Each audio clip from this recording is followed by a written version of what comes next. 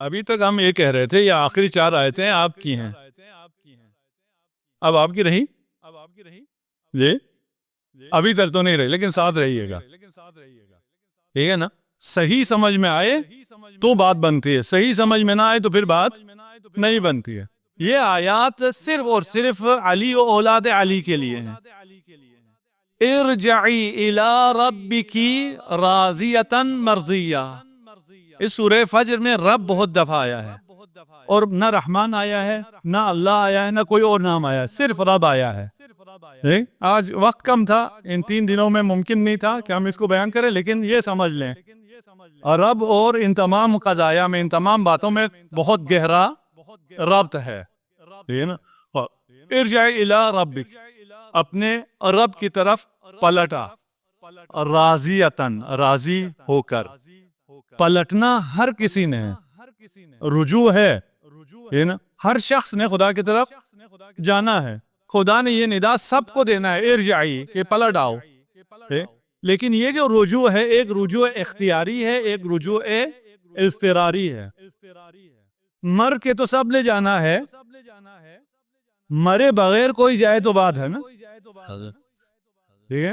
خود سے کوئی جائے تو بات ہے، مر کے تو سب نے جانا ہے۔ رجوع اضطراری یعنی چاہے یا نہ چاہے ملک الموت آئے اور گھسیٹ کے لے جائے، وہ تو سب کے ساتھ ہونا ہے، ٹھیک ہے؟ لیکن نفس مطمئنہ کون ہے؟ جو اپنی مرضی سے جاتا ہے، اپنی مرضی سے رجوع کرتا ہے۔ رجوع کرنے کا کیا مطلب ہے؟ وہ دنیا و مافیہا کو چھوڑ دے، ہر تعلق کو چھوڑ دے اور صرف اس سے تعلق قائم کرے۔ یہ رجوع اختیاری ہے، آپ جیتے جی نفس مطمئنہ بن سکتے ہیں، مرنے کی ضرورت نہیں ہے، یہ نا؟ ایسا نہیں ہے کہ انسان مرے تو نفس مطمئنہ بنے، نہیں، نفس مطمئنہ اس زندگی میں بنے گا تو یہ خطاب آئے گا، ارجعی الی ربکی راضیۃً۔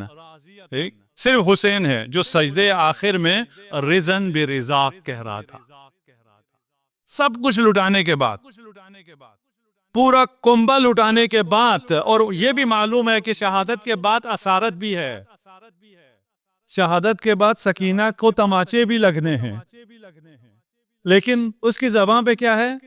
رضن برضاک و تسلیماً لامری۔ بہت مشکل ہے، سمجھ انسان نہیں سمجھ سکتا ہے۔ راضیۃً مرضیہ، تو راضی ہو کر آیا تو میں نے بھی اپنی ساری مرضی تجھے دے دی۔ فادخلی فی عبادی، میں مختصر کر رہا ہوں، ٹائم آ گیا۔ فادخلی فی عبادی کس سے خطاب ہو رہا ہے؟ ابھی یہ نفس مطمئنہ سے کہا جا رہا ہے۔ کس نفس مطمئنہ کو؟ جس کو ابھی تک ہم نے سمجھ لیا ہے۔ فادخلی فی عبادی، میرے عباد میں، میرے بندوں میں داخل ہو جا۔ عبادی، یہ یا جو ہے خدا اپنے بندوں میں کہہ رہا ہے، پھر یہاں عباد الرب نہیں کہا، عباد الرحمن نہیں کہا، عباد اللہ نہیں کہا، بلکہ عبادی کہا ہے۔ اور اس کا کیا ہے، میں واللہ بیان نہیں کر سکتا، نہ میں سمجھ سکتا ہوں، نہ میں آپ کو سمجھا سکتا ہوں کہ اس کی کیا منزلت ہے، عبودیت کی کیا منزلت ہے، عبودیت مطلقہ کیا ہے، اور عبودیت مطلقہ اگر منسوب ہو جائے خود خدا سے اور عبادی ہو جائے وہ کیا ہے، ٹھیک ہے؟ یہ سمجھ میں آنے والی باتیں نہیں ہیں۔ بہرحال سمجھ لیجیے یہ ایک ایسی منزلت ہے جس کی طرف خدا بلا رہا ہے، فادخلی فی عبادی، میرے بندوں میں داخل ہو جا، فادخلی جنتی، وادخلی جنتی، اور میری جنت میں داخل ہو جا۔ جب تو میرے عباد میں سے ہو جائے گا، جو میرا عبد ہو جائے گا، تو جنت کا مشتاق نہیں ہوگا، جنت تیری مشتاق ہوگی۔ کون سی جنت؟ قرآن سمجھنا آسان نہیں ہے۔ میری جنت، الجنہ اور ہے، جنتی اور ہے، رضوان اللہ اکبر، جو سب سے بڑی جنت ہے وہ اللہ کی خوشنودی ہے۔ یہ جنت عدن کی بات نہیں ہو رہی ہے، یہ باقی جنات کی بات نہیں ہو رہی۔ تو جب میرا بندہ ہوا تو الجنہ میں نہیں جائے گا، تو جنتی میں جائے گا، نا؟ پھر تو جنت کا مشتاق نہیں ہوگا، تجھے میں جنت میں، اپنی جنت میں لے کے جاؤں گا، یہ تو نفس مطمئنہ کی بات ہو رہی ہے نا.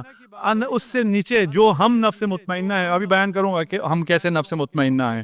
ہمیں بھی جب قیامت کا وقت ہوگا محشر میں، ہمیں انشاءاللہ زیارت امام حسین نصیب ہوگی.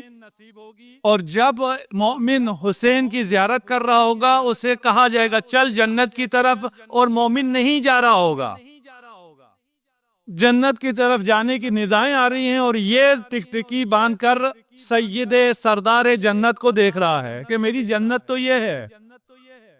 یہ نا، یہ وہ جنت آپ کی جنت ہے، اور یہ جو نفس مطمئنہ کو خدا کی جنت ہے وہ اس میں داخل ہو رہا ہے. اچھا، یہاں تک تو وقت آگے میں تھوڑا مختصر کروں، کنکلوڈ کر سکوں.